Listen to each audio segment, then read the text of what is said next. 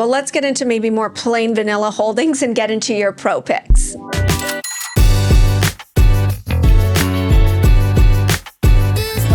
Pro Picks is brought to you by ATB Financial. With $62 billion in assets, ATB Financial is powering possibilities for more than 820,000 financial services clients in Alberta and beyond.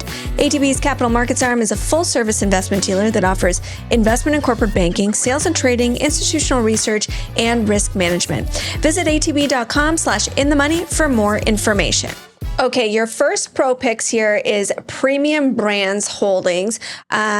They own what? A bunch of different food chains? Yeah. So what I like about them is actually they have about 60 different brands and banners, none of which stand out in terms of what you would know. When I started looking at the company, I didn't really, know much about this. And then it was only once I started going to the grocery store, Costco, and I would buy certain items. I'm like, oh, that's a Premium Brands product. Cooked, ready-to-made cooked chicken packets. I buy them from Costco in a 10-pack. And, it's so easy because it's cooked chicken. I just make a salad. I put my chicken in the salad. That's a Premium Brands product. The only one I recognize is Yorkshire Valley Farms because they make the organic chicken nuggets that I feed my kids. But you're right, the other brands I don't super recognize. Exactly. I buy Pillars, sausage for my kids in their lunch, or the little pepperoni sticks, things like that. So they have two main business segments.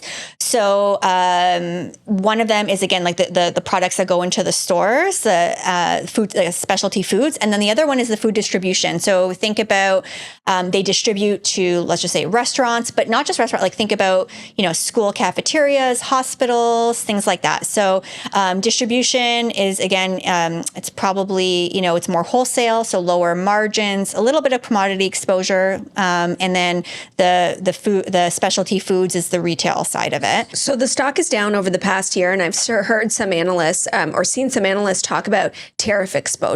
Help me explain why is the stock down, why is now the right opportunity to get in, and what is the tariff risk? Yeah, tariff risk is actually very small. I think it got penalized. So if we back up a little bit, before the tariff exposure, the stock was down significantly prior to tariffs.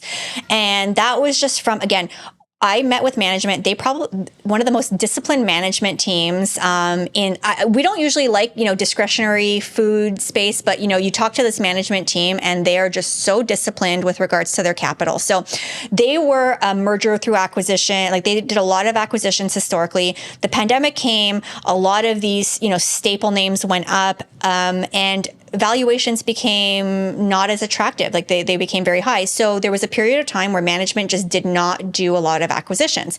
Market just wants consistent, they always just want growth. And management told us, we're not growing for the sake of top line growth. If we're going to do an acquisition, it just has to make sense on a bottom line. So they held off for a while. They were, returning capital through higher dividend increases and dividend growth, which we're happy with. And the stock started to look interesting because I think a lot of investors just, kind of gave up on them. And that's where we kind of look in. We're like, well, 4.5% yield, growing dividend, stable business, valuations are now very attractive. So we got in, and then there was the tariff. So, but the tariff exposure is actually very minimal. So they were a Canadian company. Most of their assets are still in Canada, but recently they've done a lot of growth in the United States. So organic, they're doing a big capital spend to build up a distribution facility in the United States. And the way they explained it is one of their largest customers, for example, is a Costco. Canada is a much smaller market than the US. So right now they have a lot of, products that go national in Canada, and they're able to do that through their distribution channels in Canada. The Costco US has been asking them to put some of their products on the shelf, and they just don't have the capacity because, once you're going national with a product in the US, it is several $1 million, with regards to a product. And so they knew that they were going to have to expand their capacity build out in the US. So they've been working on that for the past few years. I think they've invested close to $700 million on building out a US expansion. And we're used to that, just through owning the pipelines and things like that. We're used to, you invest the capital first and then, the revenues come later. I think in the food distribution, it's not as popular of this wait and see, and because obviously as you're deploying capital, it's impacting, your EBITDA, your margins are lower.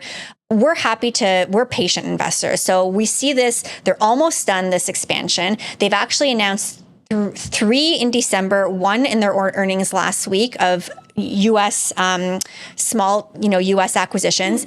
So they have now capacity to do these build outs in the United States. And we're just kind of waiting for that to come to fruition. And again, because of the management team that is so disciplined, we have full faith in them.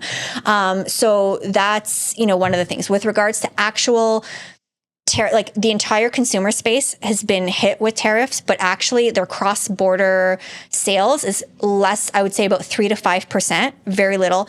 Those acquisitions that they've done in the US helps mitigate it even more because any cross-border they can now move to the United States. So it'll be tariff agnostic. So the stock has come off, I think, more than it needs to. And I think this is a great entry point. So yeah, I did see one analyst say it's about 500, 600 million out of 8 billion in projected revenue. So it's very small.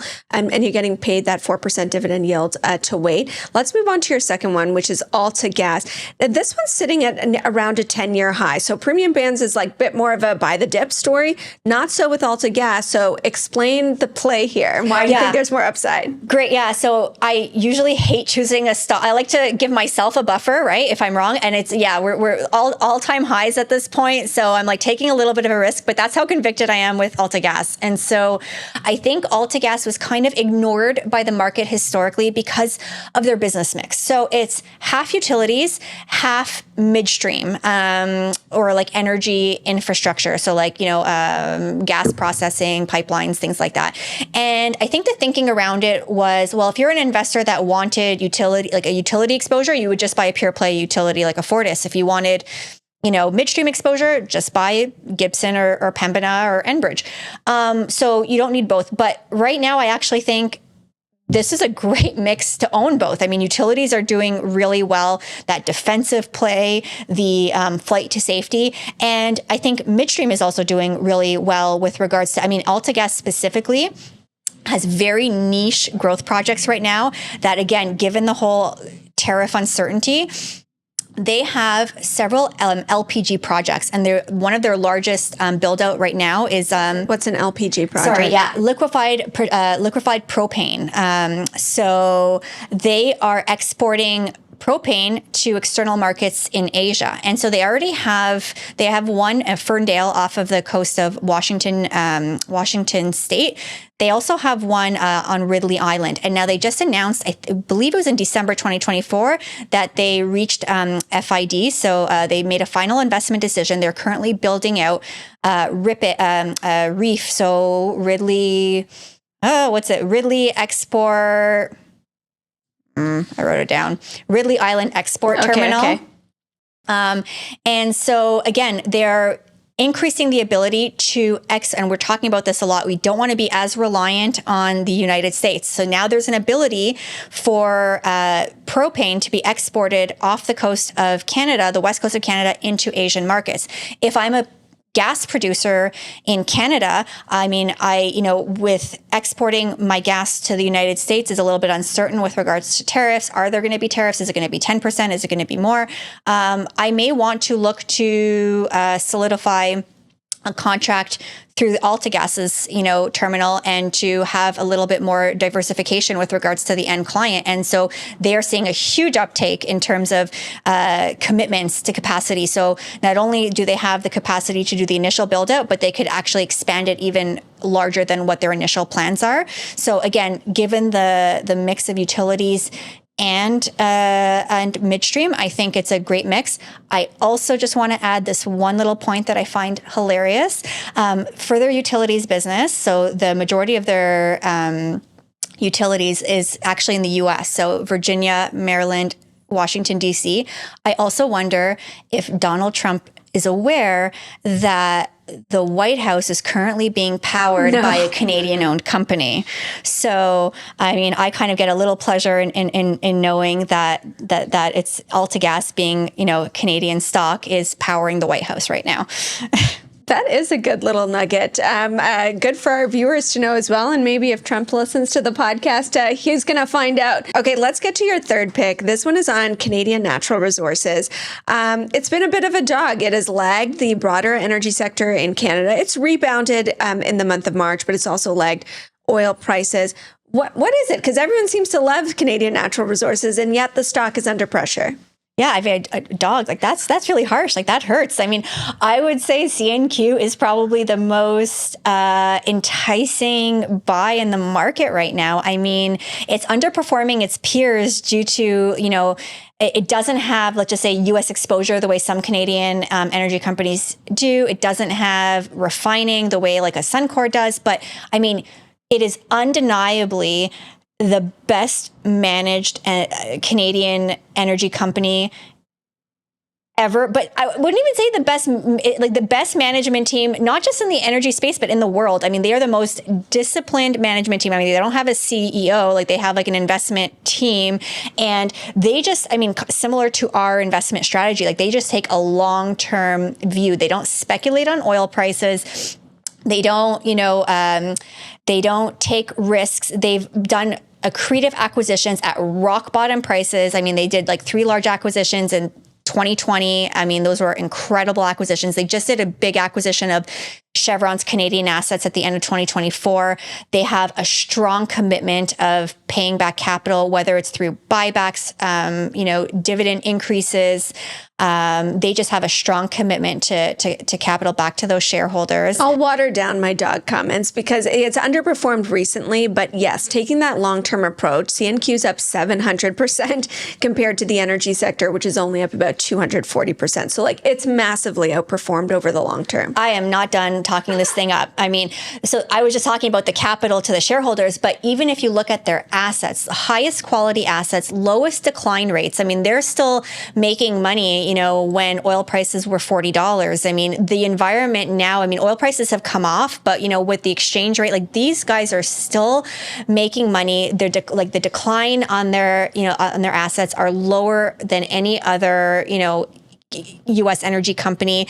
I mean, historically, you were paying a premium to own premium assets. Now you are getting premium assets for a steal, in my opinion. Also, like CNQ to have a 5.5% dividend yield. I mean, this is a screaming buy. I also want to say, like, people think of CNQ because it's one of the largest Canadian oil producers. They think of it as an oil company. It is not. It's 60 oil, 40 gas. They have huge exposure to gas as well. I think they're the second largest gas producer in Canada. So, you're getting a good asset mix, quality assets, best management team, strong dividend yield that's continuing to increase. There's nothing to not love about CNQ at these prices. So is there a catalyst? Does something have to go right for everybody to wake up to this prospect?